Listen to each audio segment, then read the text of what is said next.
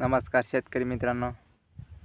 सध्या चौकड पाऊस सांगत आहेत, तरी हवामान अंदाज अख्खा फेल चाललेला आहे. कशाचा पाऊस आणि कशाचं काय मित्रांनो, थेंब पडा नाही इथं. बेकार झालं आहे, पाऊसच नाही. नुसता पाऊस पडणार आहे म्हणतात. महाराष्ट्रामध्ये खूप पाऊस सक्रिय झाला आहे. चक्रीय वादळाचा पाऊस येणार आहे. कुठं गेला पाऊस? थेंब पडा नाही, थेंब. काही खरं नाही पावसाचं. पावसाच्या विश्वासावर राहू नका. वाट लागेल सगळी वाट. पाणी असलं तर पाणी देऊन टाका. काही खरं नाही पावसाचं. हां.